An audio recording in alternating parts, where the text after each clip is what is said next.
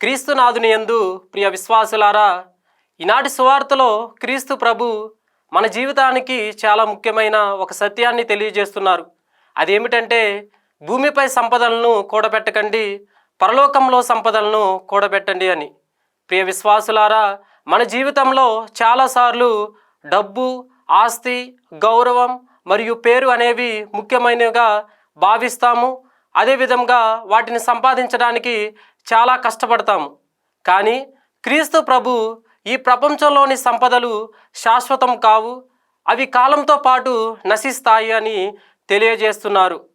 మరి నశించనివి ఏమిటి అంటే, మనం దేవుని ప్రేమతో చేసిన మంచి పనులు మాత్రం ఎప్పటికీ నశించవు.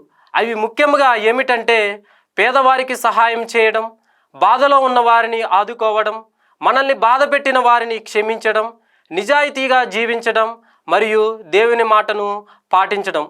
ఇవే పరలోకంలో కూడబెట్టే నిజమైన సంపదలు. అందుకే క్రీస్తు ప్రభు, నీ సంపద ఎక్కడ ఉంటే నీ హృదయం కూడా అక్కడే ఉంటుంది అని చెబుతున్నారు. అంటే మనం ఏదైతే ఎక్కువ విలువైనదిగా భావిస్తామో మన హృదయం కూడా దానిపైనే దృష్టిని పెడుతుంది. మన హృదయం కేవలం భౌతిక విషయాలపై ఉంటే మన జీవితం దేవుని నుండి దూరం అవుతుంది.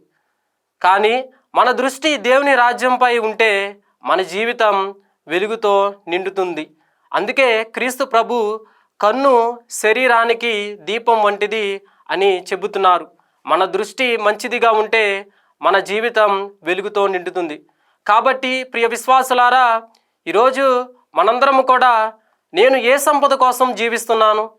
తాత్కాలికమైన భూమి సంపదక, లేక నిత్యమైన పరలోక సంపదక అని ప్రశ్నించుకోవాలి. ప్రియ విశ్వాసులారా, మనం ప్రతిరోజు ప్రేమతో చేసే మంచి పనులు దేవుని దగ్గర గొప్ప సంపదలుగా నిలుస్తాయి. కాబట్టి మన జీవితం దేవుని ప్రేమతో నింపుతూ, ఇతరులకు సహాయం చేస్తూ, పరలోకంలో నిలిచే సంపదలను కూడబెట్టే వారిగా జీవిద్దాం. దేవుడు మనలను దీవించునుగాక. ఆమేన్.